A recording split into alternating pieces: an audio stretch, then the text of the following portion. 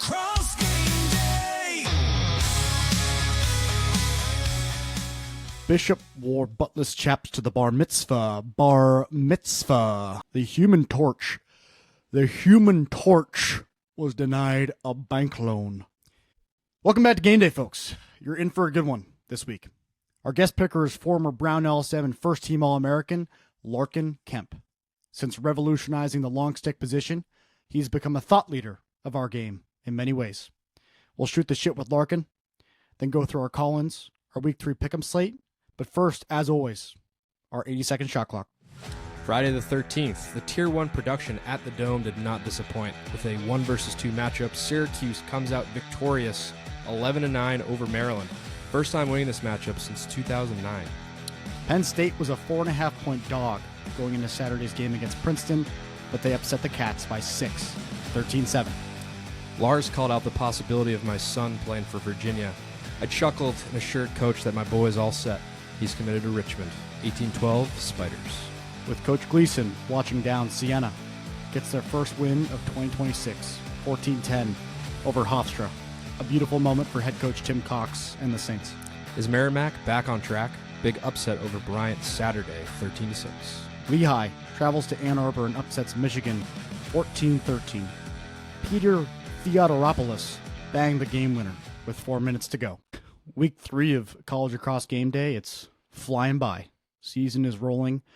Big games. You had 10,000 plus people at the Syracuse game this past week. That seems to be the topic of discussion in the media, how good Syracuse is. And, you know, let's just give them the national championship trophy right now, huh? Let's just give it to them. That's what they're all saying. Syracuse, you did it. Syracuse, you're back. They're the best team. But I think a lot of programs have a lot to say about that. And so are callers. We got call-ins today. We got Larken Kemp coming on the show. We're going to have a fun one. Let's catch up for a minute. Mike, I'll start with you, man. Any big takeaways from the weekend? I got a few, Daniel, and I gotta start with a win because there's so few and far between with some of these picks.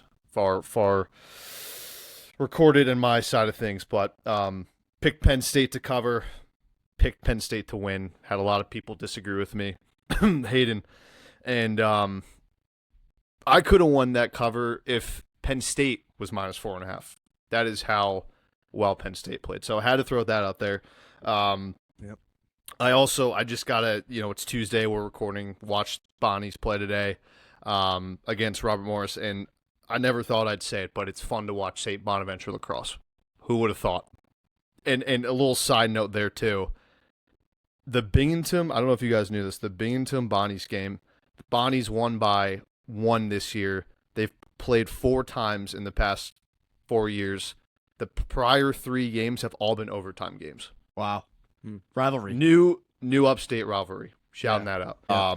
There was one other thing I wanted to point out, and I don't know if you saw this on Inside Lacrosse, Hayden, but did you guys see the UMBC coaching situation? Yeah.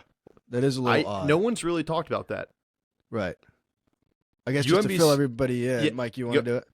I'll give it brief and you can expand, but UMBC's head coach and assistant head coach haven't been with the team since mid to late fall ball. And supposedly it had something to do with a kid reporting an incident on the team from the coaches. And there's an investigation going on. No one has really any idea. But yeah, that's... what I read was that he was like on administrative leave, and that could mean a million different things. Obviously we don't want to speculate here, but it is odd for that to happen. It goes so under the radar. No one really talks about it. And then 2 days before their first game, it's like, oh wait, they actually don't have a head coach, and he hasn't been with them for the last 6 months.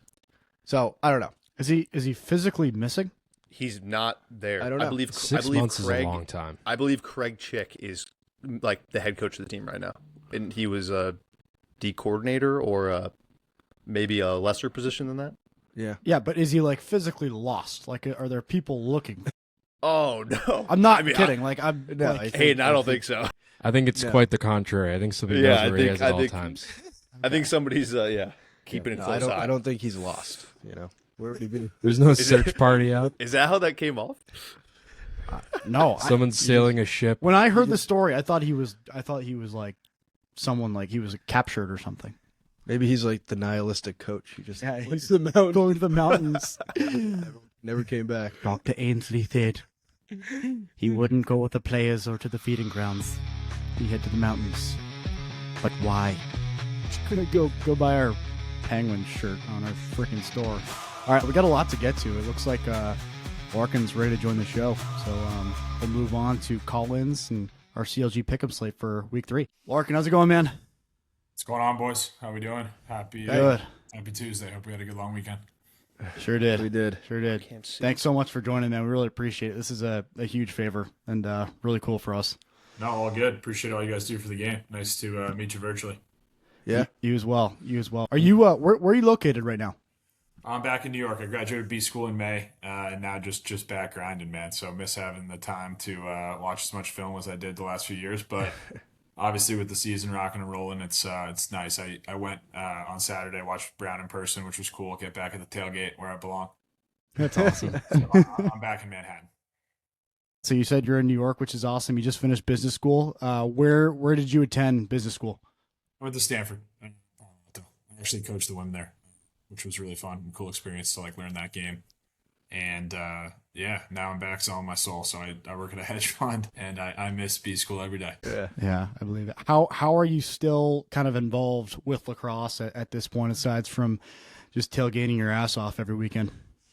Yeah, it's a good question. I mean, I do things like this in an effort to try and drive content creation. I'm very aware of. Prior to school, I worked in media, helped running revenue strategy at the WWE, which we sold to what's now TKO. And I worked at Disney doing, modeling on, sports rights. So I have a pretty good feel for what the PLL faces. And, that's why I always try and answer these emails. But in terms of how I'm involved, I try and support the alma mater, as you guys know, recruiting, tailgate excellence, and just showing up for the boys. So, this is the first time in a long time I'm not coaching or on a sideline, even in an informal capacity, but always around the game. I know your alma mater, like most people think of Brown, but I know you're also pretty involved with the Stanford women's team, and you're a big advocate and spokesperson for them. I don't know if you want to say anything about them and their season and what their program has come to, but it's a pretty cool story for Stanford. Yeah, they're super talented. I mean, it's amazing. I think we at times in the men's game take for granted how great it is that the Stanford brand is associated with women's lacrosse. It's one of the premier athletic institutions on the planet. You walk around in the weight room and there's just Olympians everywhere you look, getting ready for their track season or whatever it may be. They win the Capital One Cup all the time in terms of number one athletic department in the country. No, they're well coached and super talented. Who wouldn't want to go to Stanford to play lacrosse? You get on a golf cart, you drive around, it's 85 and sunny. And arguably the best school on the planet. So I'm not shocked at all that they're good. I think if they were ever able to make the math work with Title IX, they would be overnight a top 5 talent draw on the men's side. They can afford a great coach, and who wouldn't want to coach there? I would take that job, frankly. But yeah, Leah Polisky's as talented as any lefty attackman in the country. Ellie Johnson's really good on D. They play a super unique zone, and they have all of the makings of making a deep run. So I'm, really pulling for them. They're my friends, and hopefully they can make it all the way to Memorial Day. The favorite hypothetical for us is if you added a Division I lacrosse team across any school in the country, who would it be? Obviously, Stanford has to be in that conversation just based off of the draw from a recruiting perspective. You get a lot of kids in the lacrosse world who are smart, have high GPAs, and let's be honest, their parents have a lot of money. They want to go to schools like a Stanford or I don't know, you name another big school, maybe a Vanderbilt. I don't know. But you got to see kind of side by side what the experience is for a student athlete at a school like Brown, which takes a lot of pride in sports, but it is an Ivy League school, and a school like Stanford that you just said is one of the best athletic departments in the country annually. Can you explain what the difference, in your opinion, is when you're inside of a school like Brown and at a place like Stanford that has, Tiger Woods, Andrew Luck, you freaking name it? Yeah. It's pretty remarkable to see the resources. I think that, playing lacrosse at a place like Brown is incredible. But the reality is, you're kind of just a student athlete in the high school sense of the word. There's no chef preparing you 3 meals a day. There's no, hyper souped up strength and conditioning staff that knows your ins and outs and is, effectively a personal trainer following you around campus, making sure you're dialed in.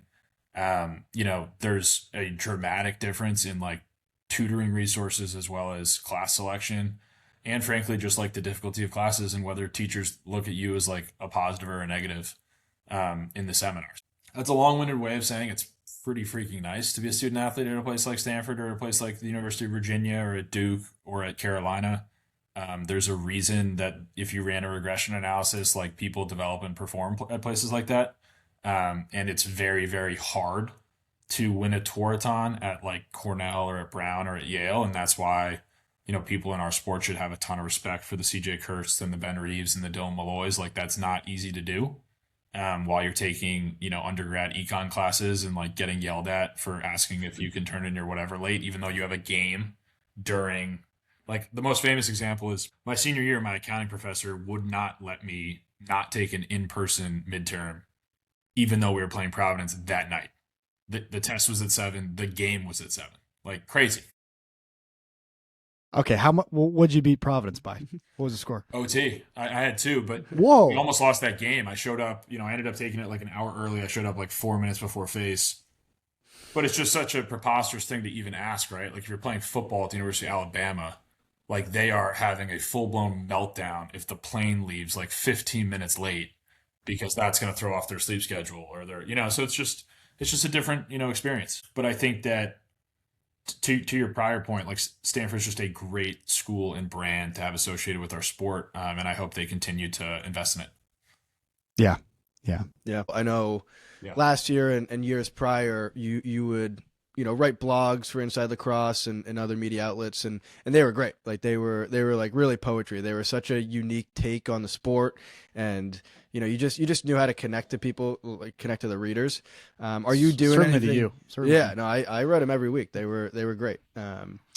Do you do anything of that sort now? Are you taking a break from it? You ever have any hopes to get back into that or? Yeah, I love to write. The truth is, like, I've just made a commitment to my job, and I need to focus, all of my capacity, especially because research is what I do, right? I can't be spending hours writing like prose about, whatever zone defense. It's not a great look.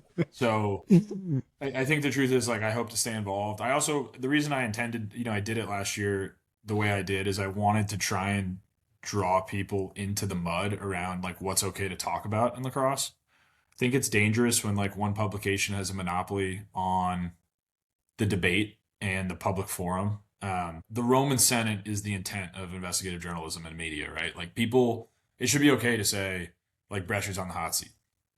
It should be okay to say like, is Pete Millman going to have a job in June if Hop doesn't make the Final Four? Like every other sport talks that way.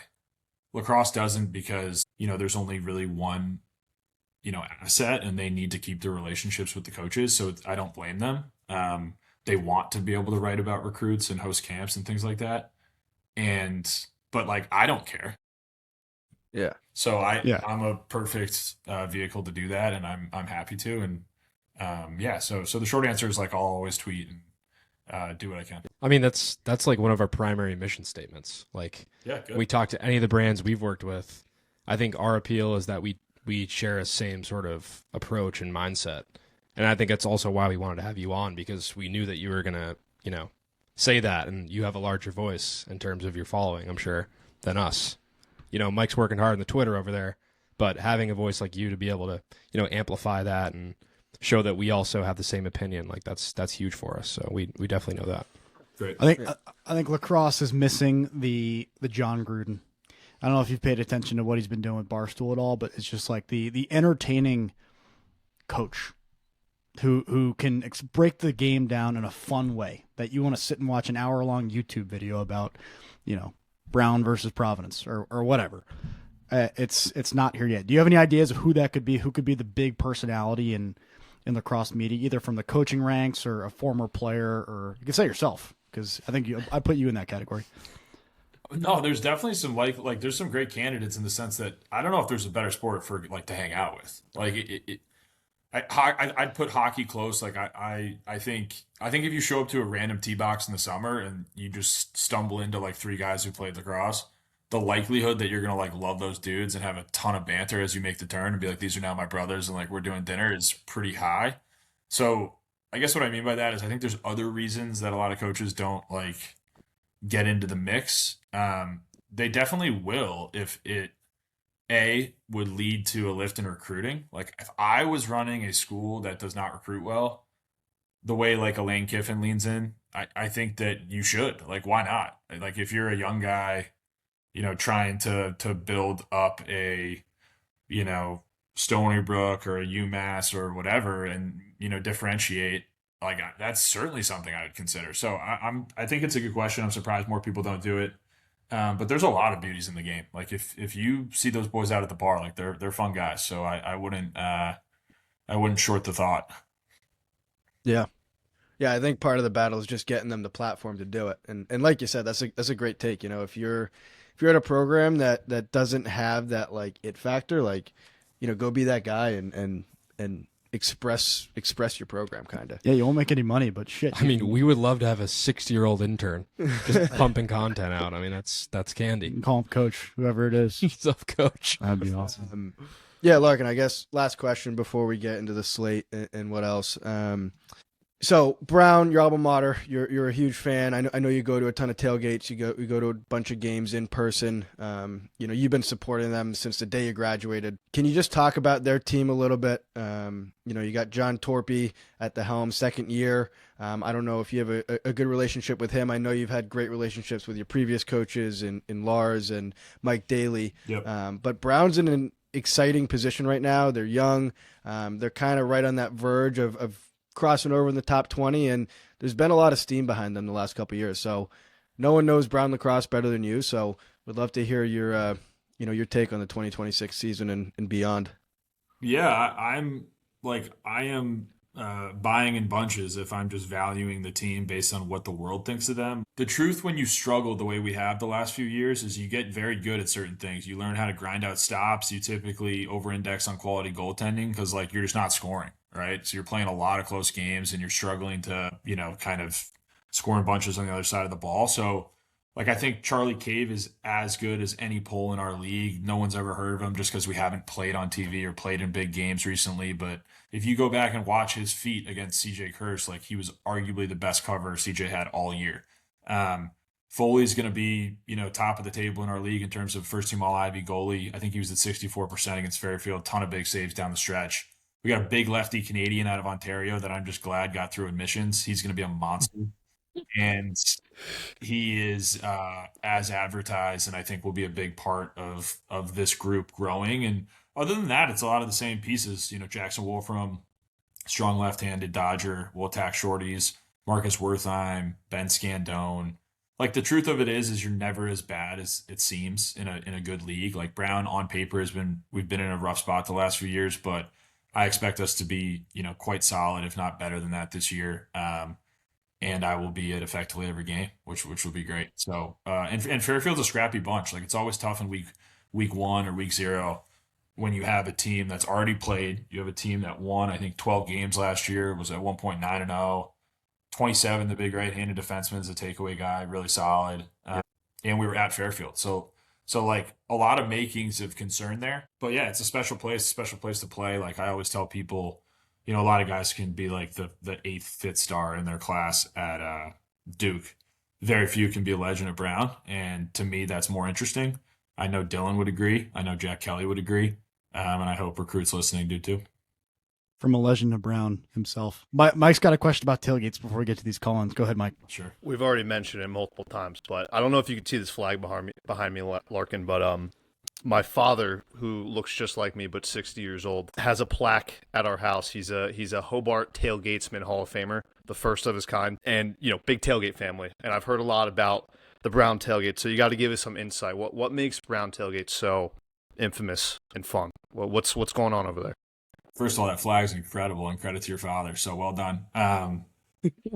Yeah, I mean, listen, the ethos of Brown is like, it is a extremely laissez-faire, pass-fail, don't attend class. Like that is the core constitution of our DNA. It's not like me, Larkin, telling you that. It's like the school actually puts that on the banner. And when you have a tailgate history that's like led from the front with the Andy Towers and the Dave Evans and whoever, and you have a parent body that's willing to commit to the cement, at like 8 a.m. for an 8 p.m. game, it's a pretty special, batch of input variables. Like in the last few years, it's really been taken to another level. We've paid for a trailer that now goes everywhere with the team. In it is a fully stocked bar, televisions facing both directions. It's insane. It goes up the day before as if it's like a Big Ten football bus, no matter where we're playing, which is pretty cool. Hell yeah. But yeah, I mean, we showed up like 2 hours before the Fairfield captain's parents. We tried to set up the trailer in their spot. We eventually got removed by police officers, which in my brain is like 1-0 Brown. Like we're already up. Absolutely. And yeah, no, it's great. I mean, if and when we get back to winning big games and heading deep into May, you boys should come. It's pretty fun. It's Sold. important to talk about tailgates, and that's a great story. But like, if you go to, like, I was at the Yale Harvard game, I think it was 2 years ago at Yale, so it's about 2 hours from Boston. Like, if you go to these tailgates, even if you're not really a part of it, you're kind of on the periphery and you see what's going on there. Like, it's tough to argue that people don't care about what's going on. Like that, I just think like this college across game day, we use that word because it's like, if you're there on game day, like this is a big freaking deal. And like the net worth of those parking lots is something ludicrous, but it's still like they're having a good time. They care. And it's, I don't know, that being in that atmosphere fires me up, and kudos to you for just being there, being a face in the place. And I think we would be idiots and foolish and not stewards of our game if we didn't join you one of those Saturdays at Brown, for sure. Yeah. Oh, especially if you boys are in Boston, man. We can finish up in Southie for the night. Hell yeah. But Hell yeah. Well, yeah, it's pretty easy to tell the recruits, right? It's like, it's an actual fraternity in the true sense of the word. Like my dad, I haven't played in a decade, and my dad can show up anywhere in the country at a Brown tailgate, and like the parents know who he is. He's like part of it. And that's what we sell to high school kids who swing by. It's like, who doesn't want to be a part of this? Hell yeah. And maybe give them a beer or two. Just to, Or yeah. Athletic response. Brewing, of course. There all it right, is. let's get to these call-ins. Should be good. I think we got 5 or 6 of them, and then we'll go through our slate. Sure. Yeah, and this is how it works, Larkin, if you haven't seen it. Basically, we have people DM us, 30-second whatever clip. They call in. We've kind of screened all of them. Some of them are kind of silly. Some of them are people that you'd recognize. So the first call is just about Duke. This is coming from Max Silberlicht. College lacrosse game day. You got Greyhouse backdoor sniper here. Longtime listener, first-time caller. My take of the week is the Duke Blue Devils are being undervalued. There's something in the water this spring in Durham, and I'm not talking about the vodka waters all those Southern belles are drinking. Future multiple nail gun of the week recipient Aiden McGuire, paired with that Duke offense, is a dangerous elixir. So dangerous it can knock you out. Of the tournament, of course, never off the field. Thanks for the time, fellas. By the way, I'm worried about Johnny on the spot's fitness. I didn't expect him to be in mid-season form here in week 3, but please keep an eye on him. We'll keep an eye on Johnny. He's struggling. Duke, I got to see it to believe it. I mean, what I'll say about Duke is, they're 8th in the national poll right now, right? There's all this conversation going about like being undervalued, and I don't really know you can be undervalued if you're a top 10 team. I agree Duke has a lot to prove, and I do also agree that they're very talented. And, we talked about it like early episodes. They don't really have a guy other than Aiden McGuire, who's probably, a top 3 PLL pick, which I actually like for Duke. I think it's a good equation that they have there, where they don't have a Brennan O'Neill. They don't have some of these guys that they've had in the past that, the offense kind of goes through. So I like Duke. I wouldn't call them undervalued, but I do think that they have something to prove a little bit. Mike, Larkin, anything? I love Duke. I think the thing that's frustrating is their schedule's so light this year that we're just not going to know until they play Cuse. I think they have them on March 28th. Very high likelihood they're 8-0 before that matchup, and I think that'll just frustrate the country because it would be great to get a feel for whether this offense has another gear. I think the D can guard. Like, I think Charlie Johnson can play. The D mids at Duke are always high end. I think the goalies, at least as of now, seems to be moving well. And with Duke, it's just a question of like, really since Jordan Wolf, they haven't had a behind the cage threat who, plays at a level required to go deep into May. Just by chance, they happen to have a freak athlete named Brendan O'Neill above the cage who was able to kind of cover up a lot of those issues over the last decade. But we'll see. Yeah, I think they're going to be good. Yeah, no, that's a good point. I mean, I think of Sowers as like a behind the net guy. They only had him for a year. Like really, like the last behind the net guy, you said Jordan Wolf. I think like Joe Robertson was kind of like that. If you remember him, Yeah. he was kind of an under the radar player at Duke. But they do have a freshman, Michael Ortlieb, who I really like. I think he could develop into that shifty feeder attackman that they kind of hang their hat on. So Yeah, you guys hit on it. No 2016 Brown, but hell of a rope unit they got at Duke. Let's get to this next call in. We got Will Perry. Next call, we got Will Perry.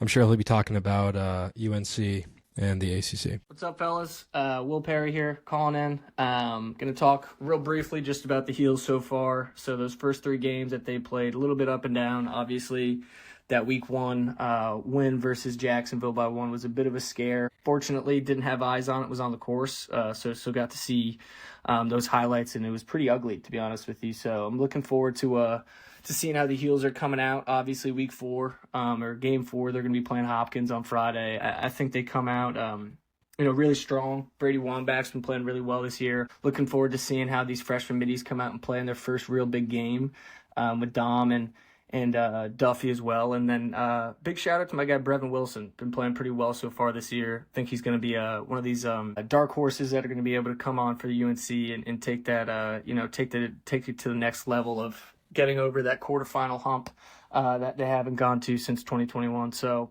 again, big year obviously for the Heels. Looking forward to listening to you guys and keeping up. Bye bye. Yeah, I think maybe we save comments here for the slate. Larkin, I know you got this game when we go through our pick 'em in a little bit, but any immediate comments, Mike or Hayden? yeah, I mean, I think that week 1 game against Jacksonville, I wouldn't call it concerning. I think Jacksonville's a really good team. I like UNC. I don't know. They just seem a little fragile to me. I think if Petramala gets hurt or Duffy goes down, they're super young offensively. They have guys with experience, but I think they really rely heavily on those 2 guys, as they should. But another team that's going to have to go week after week through a gauntlet of a schedule and continuously prove themselves to end up in the tournament. Great. Move on. Next, we have J-Rock. J-Rock's a caller we get a lot. Larkin, he's quite the character. He probably has a take on a pick he likes. Hey, Rockefeller here. First off, how about them Bonnies? Second off, I hope you boys are doing better than me. You see, Father took away my jet privileges after I took his biggest client's wife topside during our annual caviar tasting. Anyway, I have no plans of watching next weekend's slate stateside, and I wouldn't be caught dead in a puddle jumper or on anything commercial. So I'll put a cool 10 M's on Princeton spread for a brand new Gulfstream. Bora Bora's begging for a visit. Princeton spread. Do we like it? What is the spread? Do we have it? I don't think it's even on our freaking. I think Pick 'em. he's making a call it. I think they're -2.5 against Maryland.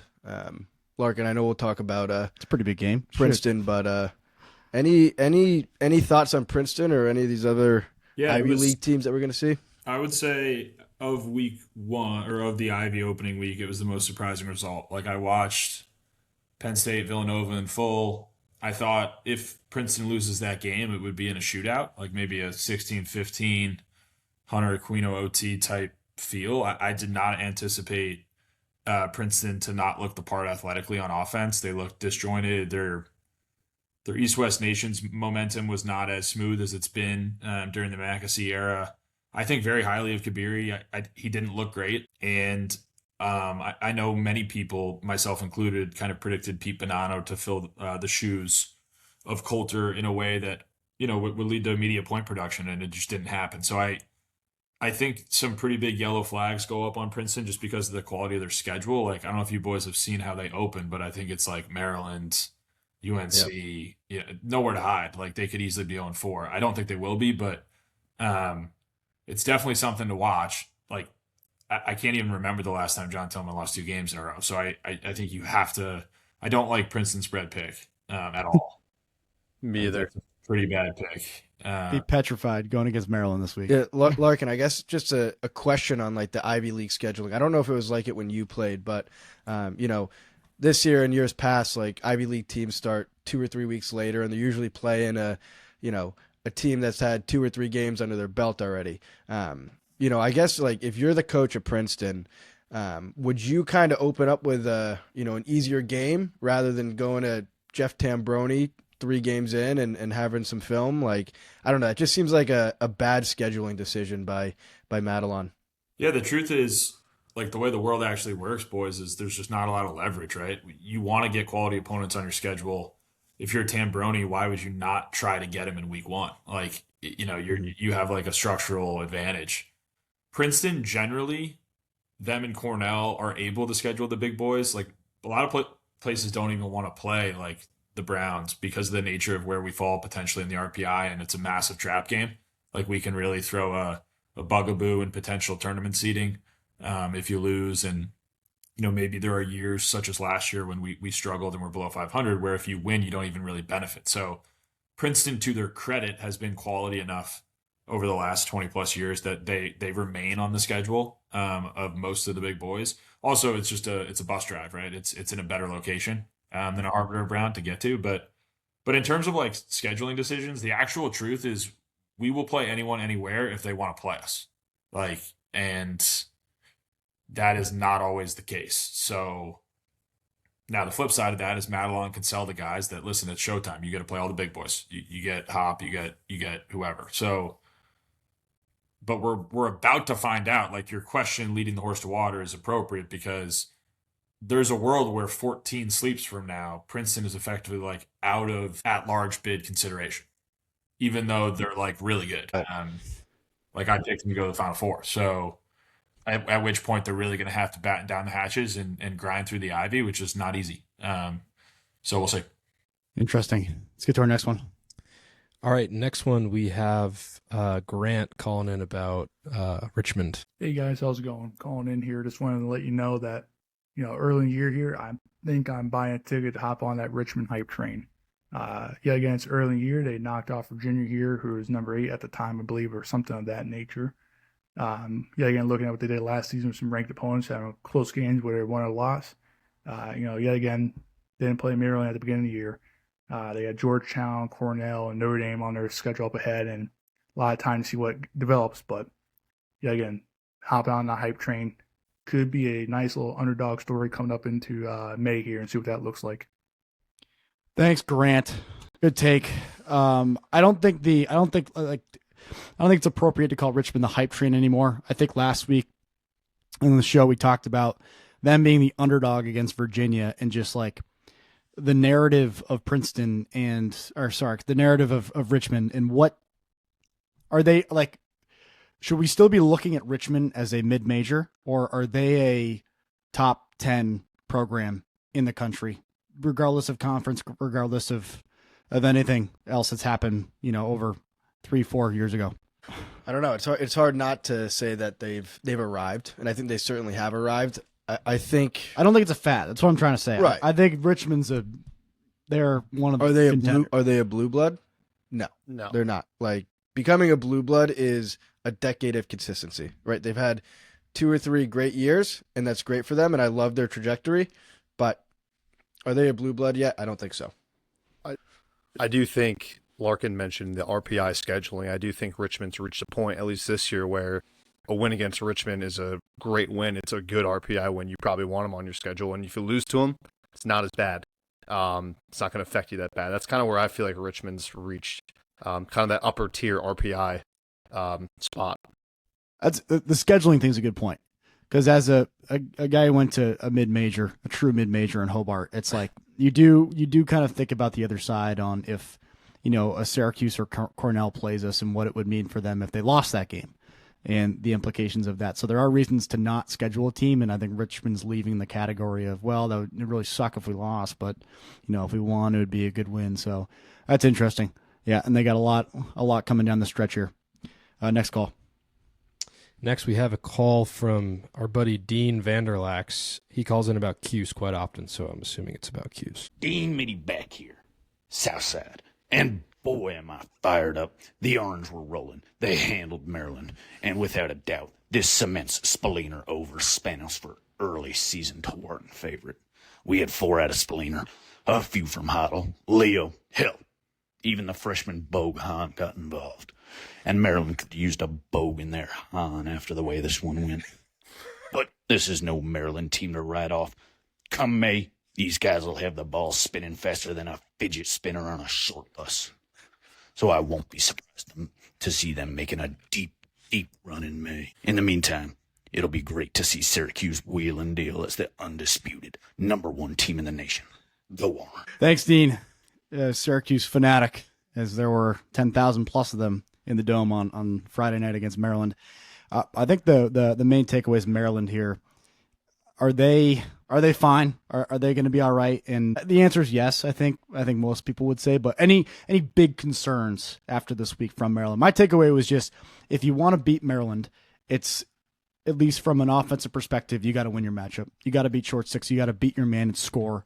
And they did that right off the bat. It was a lot of short sticks. I think Hoddle had a few to get going. They beat their matchups, and it started to open things up. Assisted goals, Spallina feeding guys from X.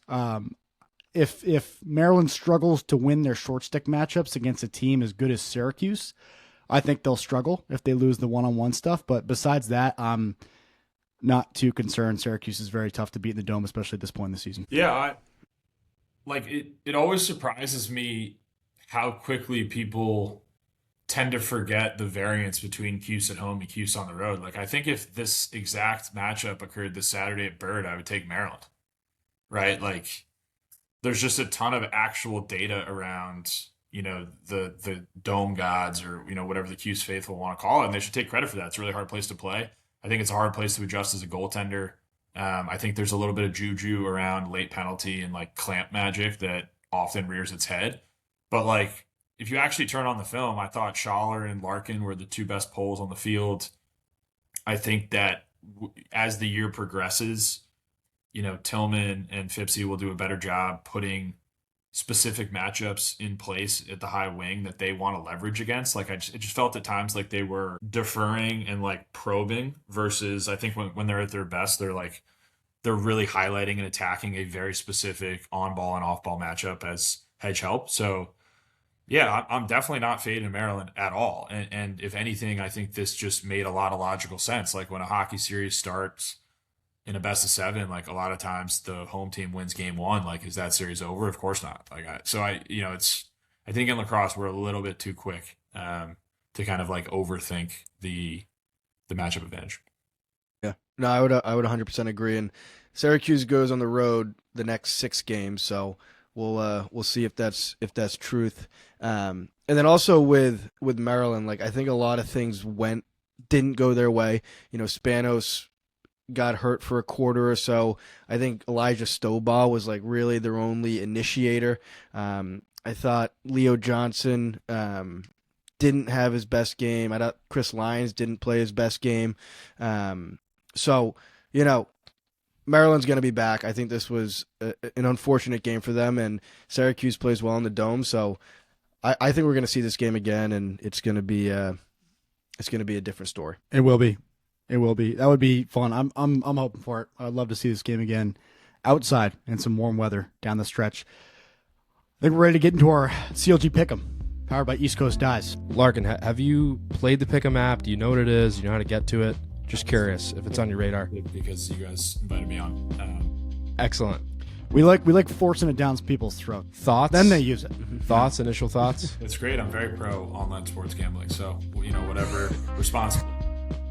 Yeah. It's not gambling, though. Yeah. But, yes. It's fantasy. Yeah, exactly. You gotta read the fine print. Yeah. Not gambling. Exactly. Yeah, so we've been rolling out this year. Greg's been an excellent partner. Really impressed by the team over there at ECD. He's a lax rat, and we've been watching him. I'm sure you've been exposed to his content over your lifetime and career as well. So really excited to get working with them. We have more releases coming out, some more announcements. We are going to do the bracket challenge this year as well and wrap that in. I know you already had your picks, but we'll make sure you get access to that when it comes out. But just trying to give lacrosse fans, better gamification, better access to, playing with your buddies, making something fun. So we're really happy to have them on board, and let's get into it. Could become the unofficial partner of NIL funding, the Lax Challenge bracket, and just ask everyone from all alumni networks to make a huge pool and make a pot and see what happens. See if they can get the next Elijah Stovall. The grand treasure chest. Yep. So how it works? You pick the winner. That's 5 points. To pick the winner against the spread, that is 10 points. We have some active games right now, so spreads aren't all complete. So if there's no spread for your game, just say who you think the winner's gonna, or what they're gonna win by. That'll give us an idea if it would hit or would not hit once the spreads come out and we put all the edits in when we publish this episode. But Larken, we're gonna start with you. First game. This one's at Friday at 5 p.m. We got Hopkins at UNC. The Tar Heels are a 2.5 goal favorite. Cool. In terms of like my more interesting take, I think both these groups are actually pretty bad. I like fading them potentially all year in high level matchups, but because they're playing each other, it's a little bit of a harder conversation. I like UNC on the money, and I like Hop to cover the spread. And I would, if I had to only pick one thing, it would be the under. Actually, the under in this game. That's interesting. I like it maybe like 12-10 with an empty netter. Duffy does enough, but like neither team looks great. That's a lean first pick. Yeah, maybe I should have picked a different game. Shit. It just looks good because it's Hopkins at UNC, you know? But not much love for these guys. All right, next game. No spreads available yet, but we got BU at Yale. This one's at Saturday at noon. Mike, it's going to you. I'm taking BU to win. If I had to make up a spread, 2.5. And I would take BU to win by 2.5. I think their loss to Syracuse aged pretty well. When we first watched that, we were like, maybe BU's a little overrated. What Syracuse has done since then and what BU's done since then, some pretty dominating wins over Siena and Dartmouth quite recently. Yale, I mean, they're playing right now. They're playing Marist. I haven't really been able to watch them, but Army handled them pretty well, and I think Army and BU are pretty equal. They'll probably be playing in the Patriot League Championship would be my guess. So I'm taking BU here. Love it. BU by what, 2.5? I think 2.5, yeah. Okay. BU's going to win by 2.5 goals. Army versus Michigan. Hayden, this one's going to you. This one's in Atlanta, Georgia.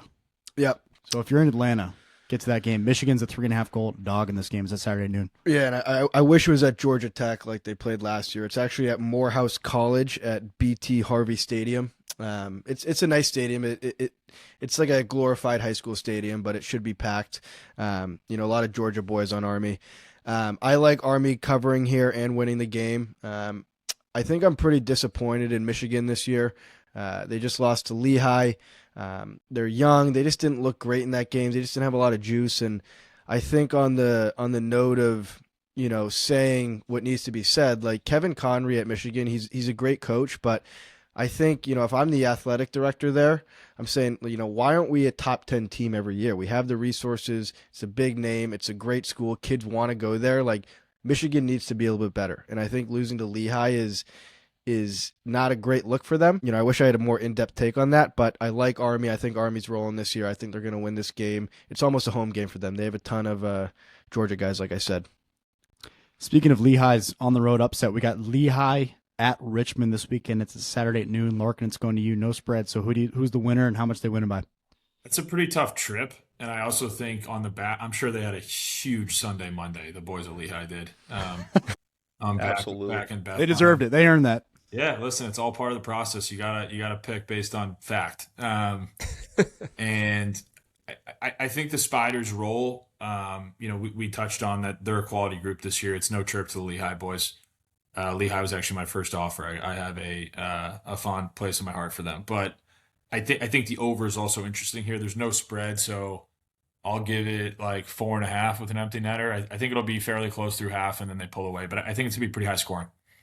Yeah. Love it. I want to talk about Checo for a second. This Lehigh poll. I mean, from a just takeaway perspective, is he some record he's about to break? Yeah, I think he's about to break like the all-time cause turnovers in NCAA history. So he's a good player. Yeah, that's pretty good. He's a good player.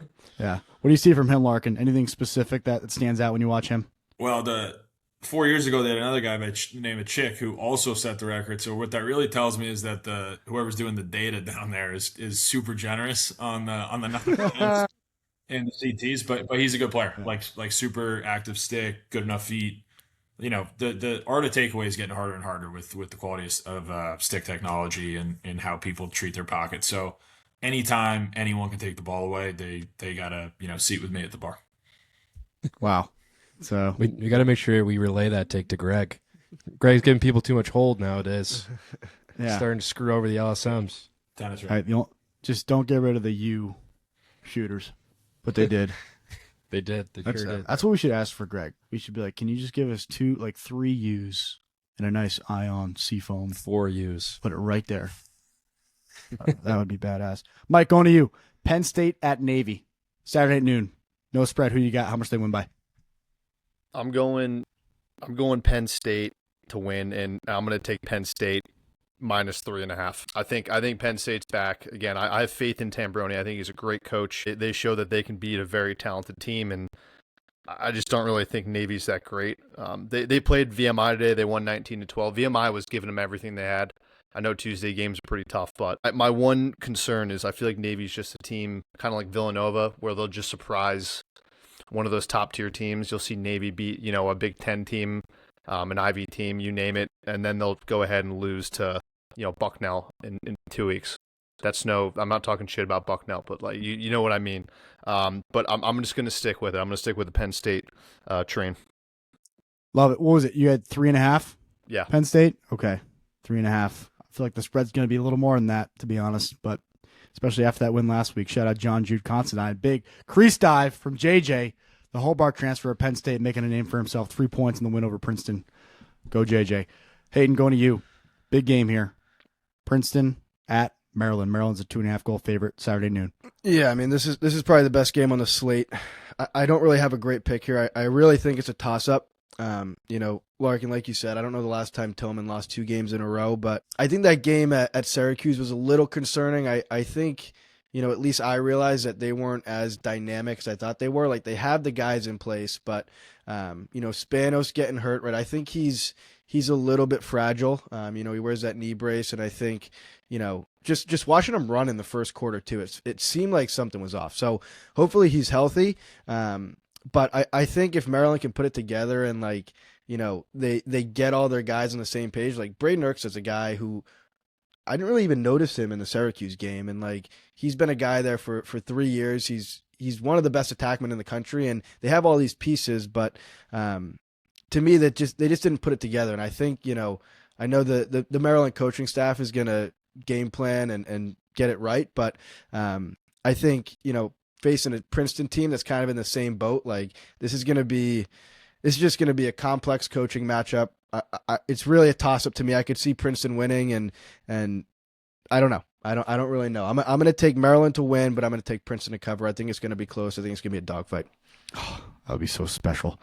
2 pissed off coaches, 2 pissed off groups going at it on Saturday. Larkin, going back to you here. Syracuse is at Harvard, right in our backyard. We might walk over for that game and find a tailgate, see who does it better, Syracuse or Harvard. But this game's at Saturday. It's at 1 o'clock. Who do you got? That's an easy answer there. Cuse does it better. But I don't think the Orange travel as well as people think. So my hot take from this game would be the nation is going to overreact and think Harvard's really good. I think Cuse escapes. I think Harvard covers in a fairly low scoring game where Mueller does a good job on Spallina behind the goal. And the reaction will be inappropriate. It'll be people anointing Harvard as a Final Four contender. I don't actually think that. I just think that, they're a good quality, well-coached group, and Cuse is coming a long way, coming off a massive win. So it's a trap game. It's a definitional trap game. So I'm sure the over, sharp money will probably push it to 25.5 or 26.5. I would slam the under. Cold atmosphere too, for specifically for Syracuse. Finally going outside. Coach Gates saying they're trying to plow the field. I think he's full of shit. I don't think anything's getting plowed at Syracuse. I think he's loving his job every day, going to practice in a 70-degree climate-controlled dome. But we'll see. We'll see how they respond. Mike, next to you, Villanova at Rutgers, Saturday 1. This is another toss-up to me. I would think the spread, there's no spread. I would think the spread, or is there a spread? I'm in Jersey. I can't see Rutgers games. No spread at the moment. Okay. I would think it'd be Rutgers favored by 1.5. I think it's toss-up. I would pick Villanova to win and cover the +1.5. I can't get a read on Villanova, but they just like to beat good teams and lose to average teams. They beat Penn State. They lose to St. Joe's. I'm not saying St. Joe's. They got smacked by Cuse. I was at that game. I don't know how they beat Villanova, and I'm not saying that St. Joe's is bad, but I'm just going to go with Villanova likes beating Big Ten teams, and they're going to go beat Rutgers. Love it. That's all I'm basing it off of. Simple, clean cut, makes sense.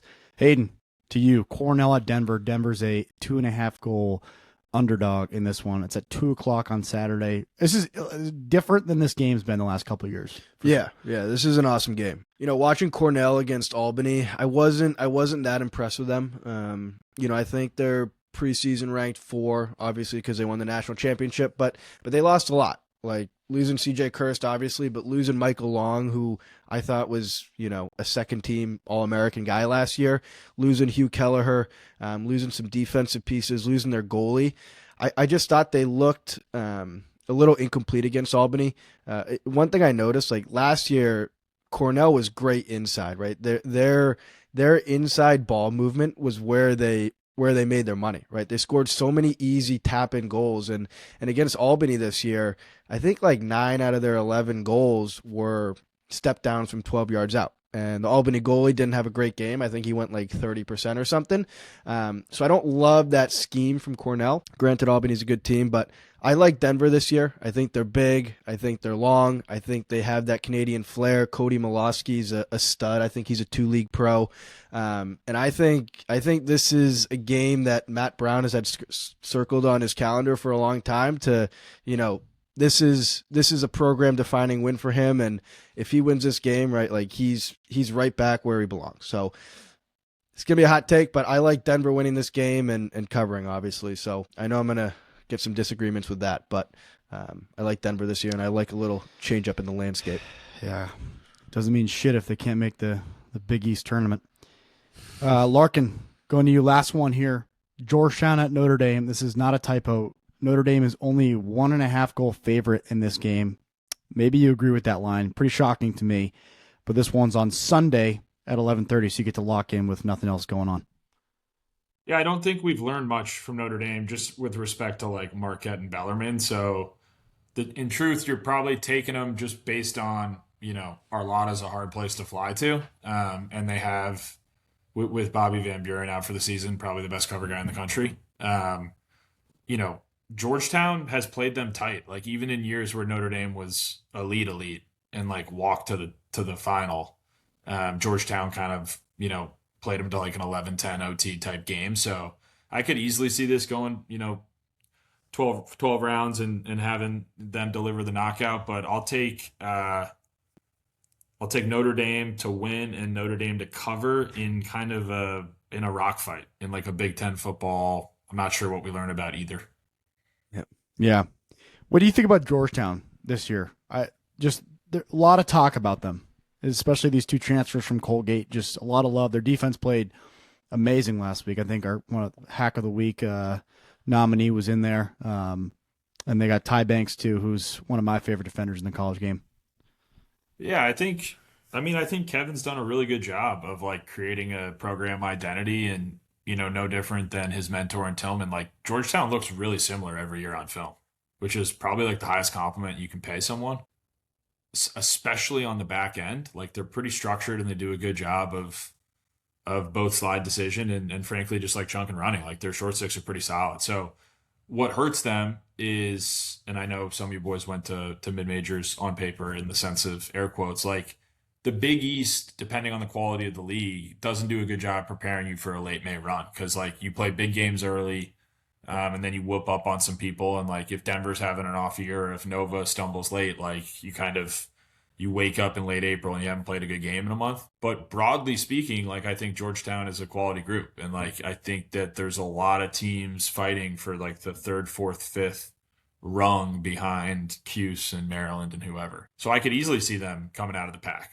And I think we'll learn a ton. Like we know about Sean Light and Notre Dame. I don't think we know anything about their offense in terms of, it wasn't that long ago pre-Kavanaugh where Notre Dame every year was like the most frustrating offense on film. Like they would score like 8 goals against both Mercer and against like Maryland. Like it didn't really matter. And they would win like 8-7 and play really good D, right? So we could be back to that version of Notre Dame. I'm not sure. Like, we have to wait and see. Yeah. Well, I'm excited nonetheless, especially for some change in who's at the top of college lacrosse, and with Notre Dame kind of stepping away after winning back-to-back national championships, the question's open. I don't think any of us have Cornell as our national championship favorite right now. So it'll be interesting to see who's there in Charlottesville at the end of the season. Larken, I think we're close to an hour that you've been on the phone with us. This is you've just broken the record for the longest attendance from one of our guests. So you're getting a hat for sure, and whatever else you want from our store. Appreciate it, boys. This is I think we align in a lot of ways, and just kind of calling the game of lacrosse and how we see it. There's a lot we can learn from you and your perspective. So we really appreciate it, man. Huge privilege for us to talk to you. I really wish we could have gotten to 2016 Brown and just talked about the fast-paced offense, because I'm serious. Our coach met with our high school coach, Brian Bonner, met with Lars right after, I think, the 2016 season, and just, I think, spent a day at the Nike lacrosse headquarters and was just like, how the hell did you guys do that? And I think Lars's response is, we had Larken Kemp. And, No way that's what he said. But yeah, it's a brand of lacrosse that I think is just, it makes people fall in love with the sport. And I think I don't know, I could talk about this for a while, and you've already been on for an hour, so I'll shut up. But yeah, man, thank you for what you've done for the game, both playing and after the fact. I appreciate it. That was really nice, boys, and fun talking ball, as always. If you're ever looking for a part-time gig, let us know. We might need a blogging intern. Yeah, you can't pay you shit, but we're gonna make you an intern, so nobody will find out. No, but I'll get a beer in Southie sometime if you boys are around. Hell yeah, love it, Larken. Hopefully we'll see you at a game at Brown or something like that too. All right, boys. Cheers. Peace. Take it easy, man. Larken Kemp, ladies and gentlemen. He's a steward of our game. If you don't know who he is, if you're like my parents listening to this, and you're like, I don't really know who that is, like, go watch his highlights. Go check him out. We need to name our hack of the week still, so stick around, because this is a really big deal. So our hackies hack of the week. So Hayden put out a nice little piece of content the other day. We did an unboxing of our new hacky shipment that they sent over to us. The Wi-Fi was so abysmal down there that we couldn't even keep the film. So thanks for the 20 people that were on Instagram Live with us. But we redid it. Hayden scored and his girlfriend using it. And so, yeah, the Hackies partnership has been awesome. They sent us some more stuff. We have a goalie stick now. We have a cage downstairs that we've been using, which is great. It's just an easy, affordable way to get into lacrosse. It could, belong in schools. It could belong on fields. It could belong on the beach when you're drinking beers with your buddies. So really just impressed by their product and what they've put out. And so we wanted to do a segment with them called the Hack of the Week. Popular lacrosse media doesn't cover the defensive side of the ball. We wanted to honor some individuals, so we pull 3 people every week. And the players this week were Andrew Lehrman. He's the goaltender at Colgate. Charlie McGurran is a defenseman playing for Georgetown. And the last one is Richard Checo, who we're familiar with. He was a nail gun last year. So the winner this week is Charlie McGurran. Mike, we'd love for you to talk a bit about Charlie and what you saw. Yeah, sure. And I think your point of why this award is so important, putting spotlight on defenders who don't usually get it. I think this guy speaks to that. I mean, when you talk Georgetown, what do you talk about usually, especially on the defensive side? Ty Banks. And he deserves all of that. I've never heard of this guy before. Senior, obviously a great player, and he showed up in this Penn game. Was all over the field. 8 ground balls will show that for a close defenseman. That's a lot for a close defenseman. 2 calls turnovers and first career goal. So had to shout you out, Charlie. I'm sure you definitely deserve the spotlight. I'm sure you can bust Ty Banks balls and tell him finally somebody's talking about you. You earned it, and you're definitely going to be a staple for the Georgetown defense this year. So congratulations. Before Ty Banks, didn't think that would happen. I mean, 8 ground balls. If you had 4, you were drinking top shelf. 8, and he 8. scored. And I mean, scored. it's like as soon as And you had put a 2 calls goal, turnovers. as soon as you put a goal on that reel, someone's going to vote for you. Like it was by 70-something%. Yeah. I hope it was the cause turnovers. Yeah. Or the GBs. Because that makes him a hack. Yeah, exactly. That makes him a true hack by definition. Well, that's all we got for week 3 of College Lacrosse Game Day. Really appreciate you guys. I think just a few notes, editor notes. Go check out our store. It's up and running. If you're on our website, just go to merch, click on it, go look at it, shop.collegelacrossegameday.com. We got a lot of stuff Brett and I are wearing. This is the CLG crew neck. This is the CLG champion hoodie. Yep, the champion hoodie. Both embroidered, too. I think the embroidery came out actually really well. We were impressed. It looks cool. Yeah. Handsome. Mike's got a beachcomber hoodie coming his way, and Hayden has a mint pastel hat. A mint green pastel hat. Long lead time on that item. Yeah, it's coming It's gonna from be worth it. It's coming from Latvia. So if you got one of those, hold on tight because it's coming in hot. Whoever that is. Yeah, That's where it's shipping from. I think they're part of NATO, so I don't think there shouldn't be any surprises in that package. But yeah, go get your merch. Go follow us. Go play Pick 'em. If you think it's too late, it's not. I promise it's not too late. You can win a prize every week. Start a league, make a pool, get a pot of money going. See who comes out on top at the end of the year. Thank you all for joining. Thanks to Larken. Hopefully there's the start of a great relationship and a lot of conversations together, and certainly a tailgated Brown game. Cheers. Thank you.